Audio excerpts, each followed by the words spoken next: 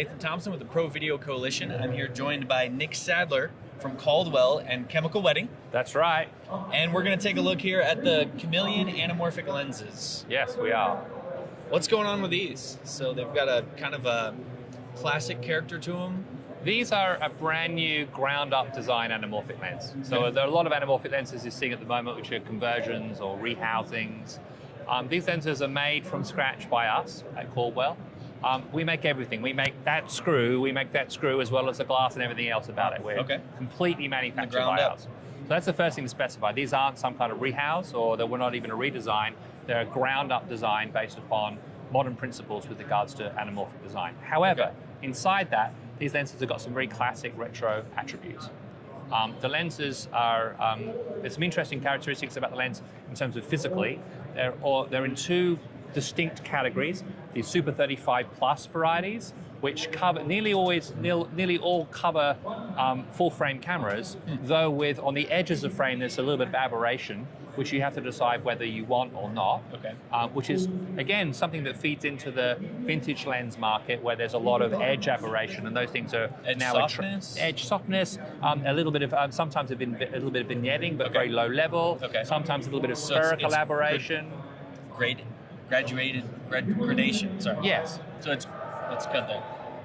So some of the edge, there'd be some edge softness and gradation, even if there's vignetting? Yes. Okay. So you need to look at these lenses in terms of what kind of project you're to use them in, what kind of aspect ratio, what your subject material is. There's some ways of configuring these lenses that would for beauty work, some good for car work, and that depends. But in the S35 variety, S35 Plus, I should say, these lenses nearly cover all of the large format cameras. So this lens, which is an S35 lens, is on the Alexa LF, and for all intents and purposes covers the full area. However, if you examine the image, you look on the very edges, you'll see a little bit of breakup in terms of line resolution in the edges. But that can be a very attractive part of how the lenses look. And there's also a full frame version of these lenses. So each lens has basically an expander that's made for it that expands it out to full frame coverage, in which that lens will show no aberration and no vignetting whatsoever. And is that completely clean? Permanent change, or is that an adapter that you add on? It's an adapter that's put on the bench. It's not something you apply in the field. It's something you apply on the bench before the lens goes out. Now these lenses are generally speaking a T2. Before you get to the 100mm, it goes to T2.6 and get progressively slower after that. That's in the Super 35mm variety. In the full frame variety, they start at the T3 and then go progressively slower from that point. These lenses are designed with a front anamorphizer.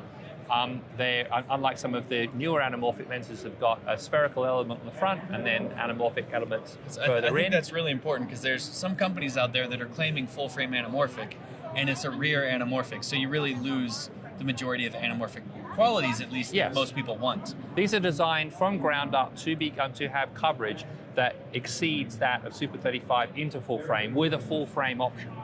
So it depends on what cinematographers are looking for. These days, aberrations in lenses are things that are lauded. We look at them and think, oh, I really love that Petzval style bokeh on the edge of frame, but it's a personal taste. It's a personal taste that also applies to the project that you're working with. You and your director have to sit down and understand the kinds of things you want to represent in your photography and figure out whether or not it represents your story or your product or your general aesthetic sense. What are the flares like on these? The flares on these are reminiscent of older style anamorphics. Nice big linear flare. There's a this blue ring here denotes that these are blue flares. We can change the flare characteristic on request. You can customize them? So we can customize them. If you have a customer comes back to us and says, hey, I want more of an orange magenta flare, we will recoat the lenses to specification, and then we'll put a different ring on here to denote a different flare color. And what lenses are in the set then? I guess we can start with the 35 Plus, because talking about the full frame series affects the focal lengths. Exactly. So the lenses we're delivering at the moment are the 32, the 50, and the 100 in the S35 Plus variety, which then become 48mm, 75, or a 150 in the full frame variety. What a lot of companies are doing is they're taking one set of each of the S35 and the full frame and combining them into one set. So you end up with a 32, a 48 and a 50. Now, they're very similar in focal length, but very different in look in terms of available aberrations. The 48 mil is very low in aberration. The 50 mil has got a reasonable level of aberration. So you choose which lenses between those two is suitable for what you want. And the 50 is really the workhorse lens. Then the 100 in the S35, and its companion lens and full frame is the 150.